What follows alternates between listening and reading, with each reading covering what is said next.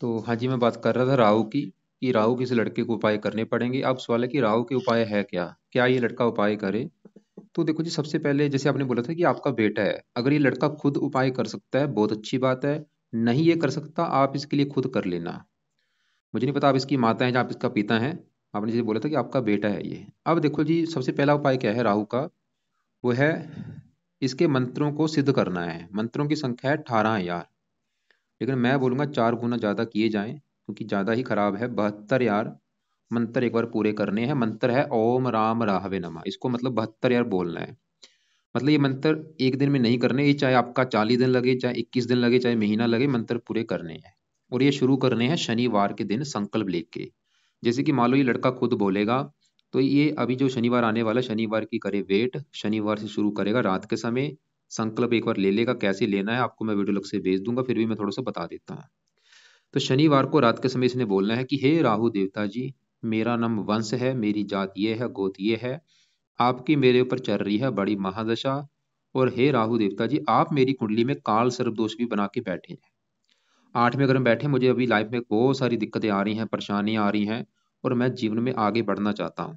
मैं चाहता हूँ आपका जो भी बुरा फल मुझे मिल रहा है, वो चाहे मकान वाहन को लेके है, जो भी है वो प्लीज मुझे ना मिले, मेरी हेल्थ अच्छी रहे, मैं धनी बनना चाहता हूँ।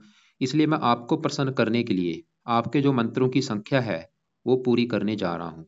इस प्रकार ये लड़का खुद संकल्प लेके ये मंत्र पूरे कर ले। और मंत्र है ओम राम राहवे नमः। और सबसे पहले देखो जी, मंत्र पूरे करने हैं। जब इस लड़के ने मंत्र पूरे कर लिए, फिर क्या करेगा, मंत्र छोड़ देगा। और मंत्र छोड़ने के बाद फिर दूसरा उपाय शुरू करना है, वो है इसने राहु कवच का पाठ पढ़ना शुरू करना है। और ये पाठ है 2 मिनट का पाठ। राहु कवच का जो पाठ है, इसको पढ़ने में 2 मिनट लगते हैं।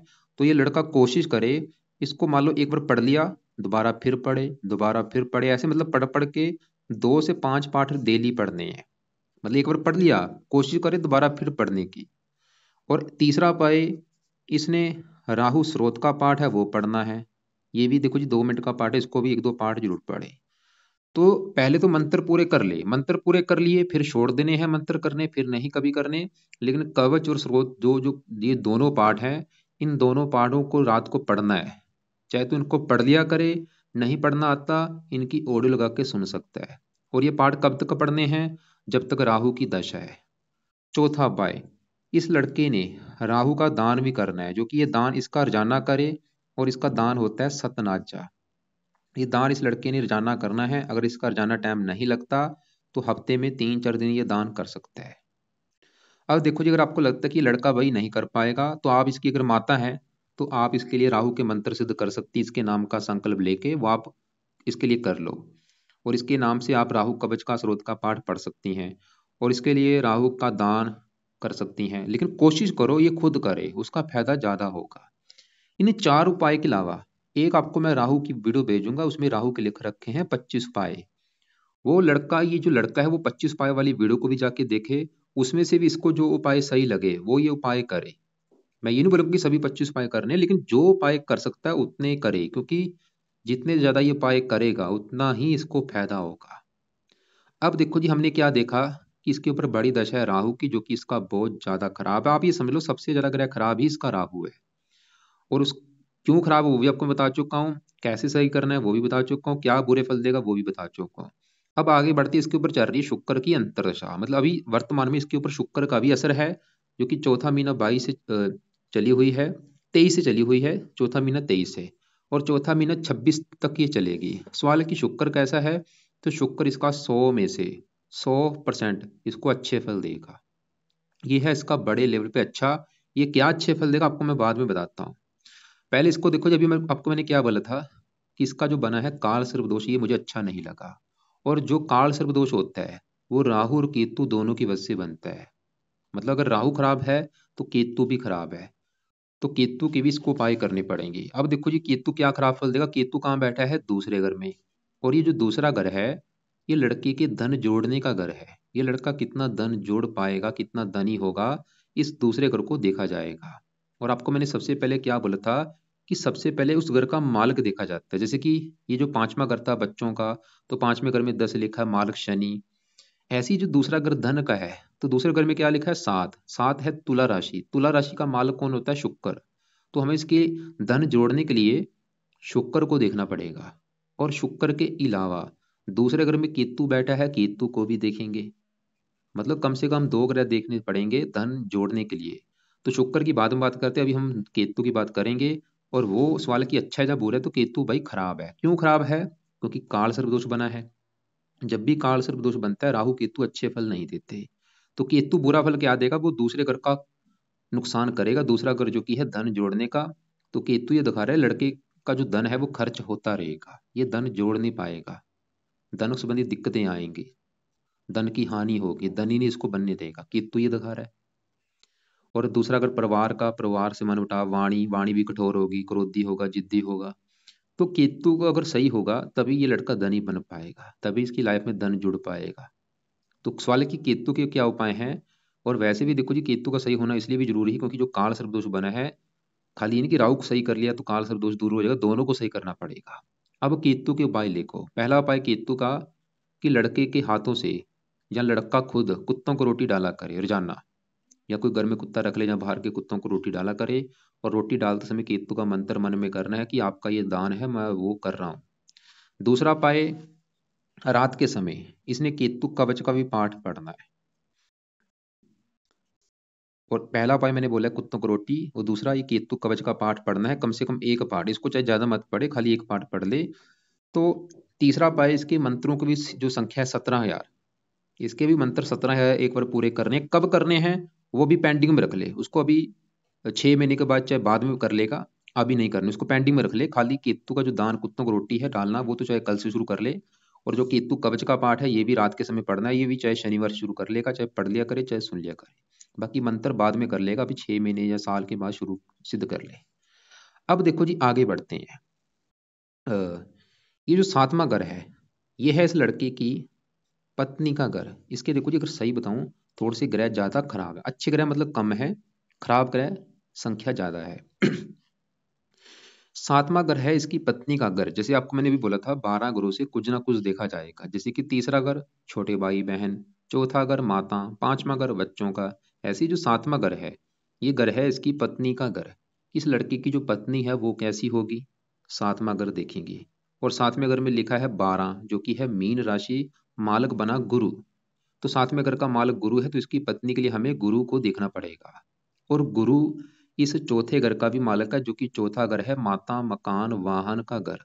माता मकान वाहन के लिए चौथा घर देखेंगे, और चौथे घर में लिखा है 9, जो कि है धनु राशि, मालक बना गुरु। मतलब जो लड़का, ये जो गुरु है इस लड़के के 2 घरों का मालक है, 7वें घर का पत्नी के घर का, और चौथे घर का जो कि माता मकान वाहन का घर है। सवाल है कि गुरु अच्छा है या बुरा है, तो गुरु देखो जिसका बैठा है 12वें घर में जाके, और 12वां घर अच्छा घर नहीं होता। और ऊपर से गुरु के ऊपर पड़ रही है राहु की दृष्टि, मतलब गुरु जो है एक तो 12वें घर में चला गया, ऊपर से राहु की दृष्टि पड़ रही है, इसकी वजह से गुरु भी 100 में से समझ लो 60% खराब फल देगा।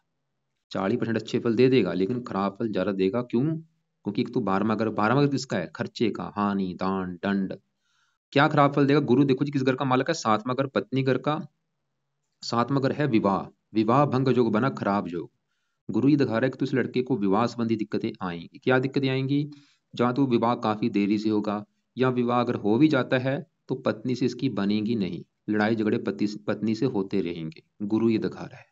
और गुरु चौथे घर का मालक का मकान वाहन के घर का। गुरु की वजह से इसको मकान को लेकर दिक्कतें आएंगी, वाहन को लेकर दिक्कतें आएंगी, माता बीमार होगी, गुरु ये दिखा रहा है। लेकिन ये जो गुरु है ये 12वां घर है विदेश का घर। और गुरु किस घर का मालक है, चौथे घर का, जो कि है मकान का घर। ये चौथा घर होता है मकान वाहन भूमि, मतलब चौथा घर है इस लड़के का जहां पे हुआ है जन्म।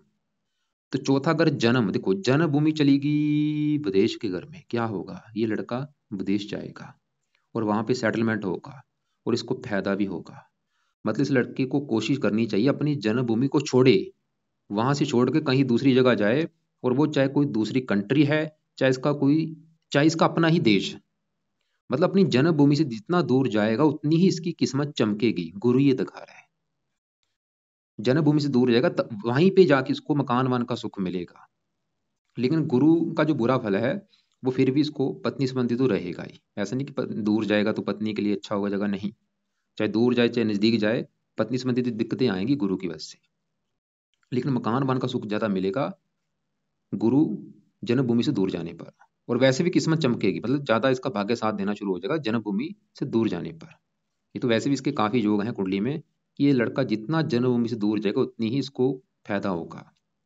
लेकिन अब सवाल है कि ये लड़के जो गुरु है इसके बुरे फलों को कम कैसे किया जाए। खासकर जो बुरा फल क्या था पत्नी को लेके और मकान वाहन को लेके, अगर इसने मतलब गुरु को सही कर लिया, आप ये लिख लो पेन कापी लेके कि लड़का अगर गुरु को सही कर लेता है क्या फायदे होंगे, नीचे आंसर लिखो। सबसे बड़ा फायदा, इसको पत्नी संबंधी दिक्कतें नहीं आएंगी। दूसरा फायदा, इसको मकान का सुख मिलेगा, इसको वाहन का सुख मिलेगा।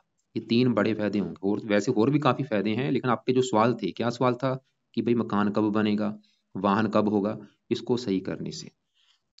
वैसे राहु भी चौथे घर की हानि कर रहा है बुरी तरह से, राहु का भी सही होना बहुत जरूरी है मकान वाहन के लिए। अब यहाँ पे देखो जी सवाल है कि भाई गुरु के क्या उपाय करने हैं। अभी देखो जी जो आपको मैं उपाय बता रहा हूँ, कुछ उपाय ये लड़का रात को किया करेगा, कुछ उपाय सुबह के टाइम। अभी जो मैंने राहु के पाठ पूजा आपको बोले हैं कि कवच का पाठ, स्रोत का पाठ, क्या बोला था, रात के समय करने हैं, मंत्र सिद्ध करने हैं रात के समय। लेकिन अभी जो गुरु के उपाय हैं वो सुबह के टाइम करने हैं। तो गुरु का सबसे पहला उपाय, ये लड़का अभी जो गुरुवार आने वाला है, गुरुवार से स्टार्ट करेगा। सबसे पहले तो गुरु के मंत्रों की जो संख्या है 19,000, ये 19,000 मंत्र पूरे करे। मतलब अभी सुबह का टाइम इसका पूरा खाली पड़ा है, क्योंकि राहु के उपाय तो रात को करने हैं। वो तो शनिवार शुरू करेगा, रात को रोजाना करेगा। सुबह का टाइम पूरा खाली है, तो सुबह अभी गुरुवार से गुरु के संकल्प लेके कि हे गुरु देवता जी, मेरा नाम ये है, जाति ये है, गोत्र ये है, आप मेरी कुंडली के साथ में घर के हैं मालक, जो कि है पत्नी का घर। और मैं चाहता हूँ मुझे पत्नी का सुख अच्छा मिले, पत्नी अच्छी मिले, उससे लड़ाई झगड़े ना हो। और आप चौथे घर के मालक का, मकान वाहन के घर के, मैं चाहता हूँ मेरे पास खुद का मकान हो, वाहन हो। इसके अलावा हे गुरु देवता जी, आपके और भी जो बुरे फल मुझे मिल रहे हैं वो प्लीज ना मिले, अच्छे फल आप मुझे दो। इसलिए मैं आपको प्रसन्न करने के लिए आपके मंत्रों की जो संख्या है पूरी करने जा रहा हूँ। तो ये लड़का 19,000 एक बार मंत्र पूरे कर ले, बाकी इसकी मर्जी है, 4 गुना ज्यादा भी कर सकता है। मंत्र पूरे करने के बाद छोड़ देगा, फिर उसने गुरु कवच का पाठ और गुरु स्रोत का पाठ, ये दो पाठ इसने पढ़ने हैं लाइफ टाइम। गुरु कवच और गुरु स्रोत, पहले मंत्र पूरे कर ले। तो ये दोनों पाठ सुबह के टाइम पढ़ा करेगा या इनको सुना करेगा। अब देखो जी आगे बढ़ते हैं। यहाँ पे देखो जी 10वां घर जो है, ये है इस लड़के के 10वें घर से चार चीजें देखी जाती हैं। 10वां घर इस लड़के के कामकाज का है, पिता का है, सरकार का है और मान प्रतिष्ठा। ये चार चीजें 10वें घर से देखेंगे। और 10वें घर में क्या लिखा है, 3, जो कि है मिथुन राशि, मालक बना बुध। तो चार चीजों के लिए हमें बुध को भी देखना पड़ेगा, और 10वें घर में सूर्य शनि बैठे हैं, इनको भी देखना पड़ेगा। तो बुध की मैं बाद में बात करता हूँ, पहले 10वें घर में सूर्य शनि की अगर बात करूं, तो पहले सूर्य की बात करता हूँ कि सूर्य कैसा है। देखो जी सूर्य 10वें घर में बैठा है।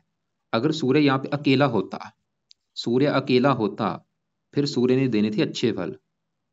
और शनि भी अगर यहाँ पे अकेला होता, अच्छे फल देने थे। लेकिन ये जो एक साथ बैठ चुके हैं, ये सबसे नेगेटिव बात है। क्यों, यहाँ पे एक दोष निकल के आया है, वो क्या है, सूर्य शनि, आप फार्मूला है नोट कर लो कि जब भी सूर्य शनि 10वें घर में बैठते हैं तो पित्तर दोष बनता है, जो कि इस लड़के की कुंडली में बना है। क्योंकि 10वें घर में सूर्य और शनि बैठे हैं, पित्तर दोष बना हुआ है इसकी कुंडली में।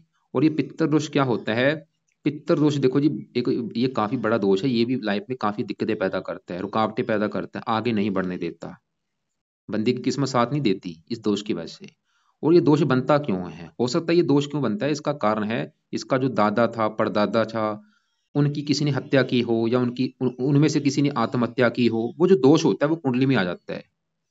आप नोट कर लेना, अगर ऐसी कोई कंडीशन है कि हाँ भाई इसका जो दादा परदादा, उनमें से किसी की एक्सीडेंट हुआ था, हत्या हुई थी, आत्महत्या हुई थी, तो ये दोष कुंडली में आ चुका है। अब जैसे मैंने आपको बोला, अगर सूर्य अकेला होता फिर तो अच्छा था, शनि अकेला था, लेकिन दोष की वजह से ये दोनों ग्रह भी पीड़ित हैं, जो कि इसको दिक्कतें पैदा करेंगी। तो इस सूर्य क्या दिक्कतें पैदा कर देगा, 10वें घर की हानि करेगा, काम काज में दिक्कतें, पिता संबंधी दिक्कतें, पिता से मनमुटाव, पिता की लाइफ में कष्ट, सरकारी कामों में दिक्कतें, मान प्रतिष्ठा में कमी, सरकारी नौकरी के योग में कमी। वैसे सूर्य अगर अकेला होता, यहाँ पे सूर्य सरकारी नौकरी के योग लेके बैठा था। तो अब यहाँ पे सूर्य के भी उपाय करने पड़ेंगे, शनि के भी। शनि देखो जब अकेला होता फिर तो अच्छा था। शनि है 5वें घर का मालक, संतान के घर का, संतान के लिए अच्छा, पढ़ाई के लिए अच्छा, बुद्धि के लिए अच्छा। वैसे भी जो दोष बना है सूर्य शनि, सूर्य है पिता, शनि है पुत्र, इस लड़के का जो पिता होगा, इसकी पिता के साथ बनेगी नहीं, पिता के साथ नहीं बनेगी। यहाँ पिता से लड़ाई झगड़े होते रहेंगे, या पिता की सपोर्ट नहीं होगी, और इसका भी आगे जो बेटा होगा उसके साथ भी इसकी नहीं बनेगी भाई। और ये दोष अगर खत्म होगा, हजारों फायदे होंगे। पित्तर दोष खत्म होगा, सूर्य शनि अच्छा हो जाएगा, शनि अच्छा होगा, काम काज के लिए अच्छा है। सबसे बड़ा फायदा, इसको काम काज का अच्छा हो जाएगा, लाइफ में भाग्य साथ देना शुरू हो जाएगा। अब ये दोनों के भी उपाय करने पड़ेंगे। उपाय लिख लो आप। पहले शनि की बात करें कि शनि के क्या उपाय है। पहला उपाय शनि का लिख लो आप, अगर मैं बोलूंगा टाइम ज्यादा लिखे, मैं लिखूंगा टाइम ज्यादा हो जाएगा। शनि का पहला उपाय लिख लो, लिख भी लेना, खाली नहीं कि वीडियो देख रहे हो रट रहे हो, नहीं। पहले एक बार वीडियो देख लो, बाद में पेन कापी लेके जो चीजें मैं बता रहा हूँ भाई लिख के आपके पास होनी चाहिए। कि शनि का क्या उपाय है। पहला उपाय शनि का, कि ये लड़का हर शनिवार को शनि मंदिर में माथा टेकने जाया करे। दूसरा उपाय, रात के समय शनि चालीसा का पाठ पढ़ना है। दो उपाय तो करने ही करने हैं शनि के। शनि मंदिर जाना है और शनि चालीसा का पाठ रात के समय पढ़ना है। शनि चालीसा नहीं पढ़ना आता, शनि का मंत्र आप एक माला रात के समय ओम शम शनिश्चराय नमः कर लिया करे। अब सूर्य की बात करें। सूर्य का पहला उपाय, सूर्य को जल देना है। दूसरा उपाय, सूर्य का दान करना है हर संडे को। तीसरा उपाय, सुबह के टाइम सूर्य का जो पाठ है आदित्य हृदय स्रोत का पाठ पढ़ना है। तो सूर्य के तीन उपाय हैं। सूर्य को जल दे दिया सुबह के टाइम हर रोज, सूर्य का दान हर संडे को करना है, और सूर्य का पाठ, सूर्य आदित्य हरिद्र स्रोत का पाठ सुबह के टाइम करना है रोजाना। और ये जो पित्तर दोष है, एक पाठ है पित्तर स्रोत का पाठ, वो पाठ इस लड़के ने पढ़ना है जब इसका टाइम लगे। चाहे वो सुबह पढ़ लिया करे, चाहे दोपहर को पढ़ लिया करे, चाहे रात को पढ़ लिया करे, जब भी टाइम लगे वो पाठ, एक पाठ पढ़ना ही पढ़ना है, पित्तर स्रोत का पाठ। अब यहाँ पे नौवें घर में चंद्रमा और शुक्र बैठे हैं। ये दोनों ग्रह इसके हैं बड़े लेवल पे अच्छे। सबसे पहले शुक्र की बात करूं, शुक्र क्यों अच्छा है। देखो जी, ये जो नौमा घर है, ये घर से देखा जाता है भाग्य।